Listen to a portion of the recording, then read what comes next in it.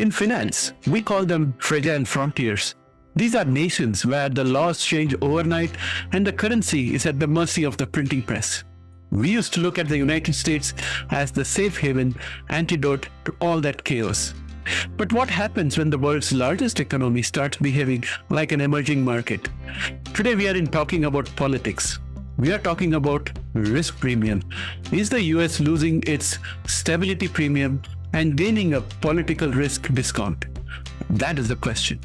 Let's unpack the data calmly, factually, and from an investor's perspective, because that's what we are. We are investors.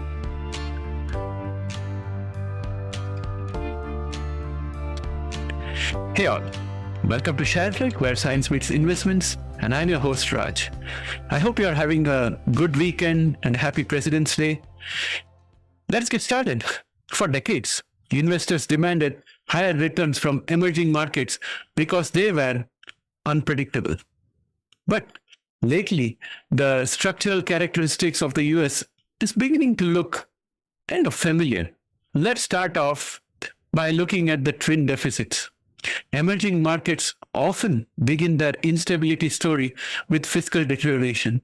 In 2026, the US is facing a projected deficit of 5.8% of GDP. Total gross federal debt has now crossed 124% of GDP. This isn't just a number. It's a twin deficits hypothesis. When you run massive fiscal and current account deficits simultaneously, the currency usually starts to feel the pressure. The US has what we call exorbitant privilege because of the dollar's reserve status. But recent credit downgrades and negative outlooks from agencies like Fitch and Moody's suggest that even a reserve currency has a breaking point. Institutional trust is a hidden asset class. According to the Corruption Perception Index, the US score has hit its lowest point in years, now ranking 29th globally. We aren't talking about street-level bribery. Please don't get me wrong. We are talking about regulatory capture and the revolving door between the people who write the rules and the industries that profit from them.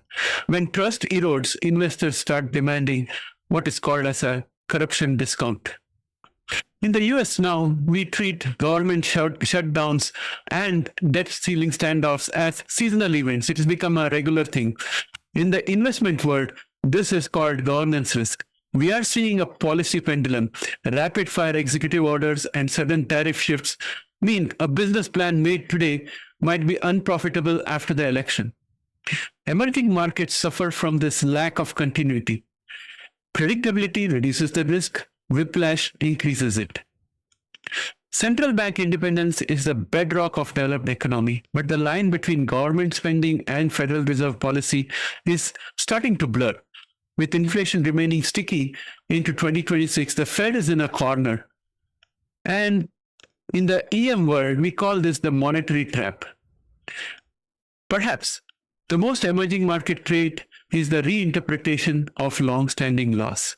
The 2024 overturning of the Chevron Doctrine moved power from technical experts to generalist judges. This creates jurisdictional arbitrage. Companies now sue in specific districts to flip-flop national regulations.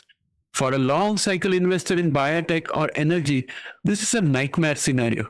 It's no longer about the science, it's about the circuit court. Finally, there is the peaceful transition factor. The US is experiencing deep polarization that affects everything from trade policy to social stability. This doesn't mean the system is failing, but it means the risk-free rate isn't as risk-free as it used to be. So what does this mean to you? Let me be clear, the United States is not an emerging market. That's not what I'm saying. It still has the deepest capital markets and the most innovative on earth. But institutional erosion happens in inches, not miles.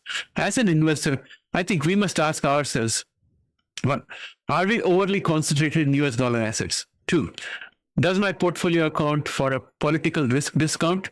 And 3, should I increase international diversification? I think our job as retail investors is not just to be patriotic, but it's also to be objective. What does this trend look like from where you live? Please let me know. Do you see similar institutional drift in your country? Please share your perspective in the comments below. If you haven't subscribed yet, please do so. It helps us grow the channel. Now, to round this all up, I think we are seeing the symptoms in our daily pre-market sessions when we look at gold, for example.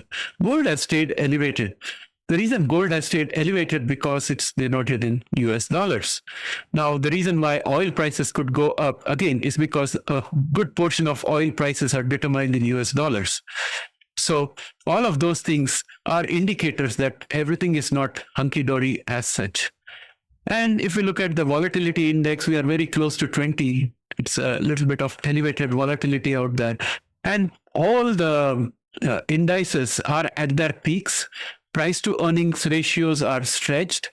And we have a K-shaped economy, which is accepted by most people. And by saying K-shaped economy, what I mean is that the 10% on the top is accounting for the bulk of the economic growth that we are seeing, a bulk of the GDP that we are seeing. And the middle class is getting squeezed out, and there are lots of people who can't afford the basics. And in this kind of a scenario, we are also looking at AI-induced unemployment that is likely to come in, which is going to hit more of the white-collar workers who are doing conceptual work. And that means a lot of per capita income dilution, even though the top line number for US will still be a high per capita income. But in real terms, the purchasing power of individual Americans, for the most part, is going to be very less. It will be swollen at the top for the 10%. And that is not a good look, and that is not a good economy. Apart from this, we also have a growing alienation of the US from traditional allies like the European Union, Canada, Australia, UK, and other countries. So this is not looking that great from an investor perspective. So we have to think very carefully what our portfolio is going to look like, especially if, like me, you are in the retired stage or close to retirement. You are looking at avoiding exchange rate risk, and you are looking at preserving the value of your portfolio at the very least and beating the inflation at the bare minimum performance that you're looking for. So this is my thought process, and I'd like to hear from you guys, and I'll catch up with you again with the next video. Happy President's Day. See you later. Bye for now.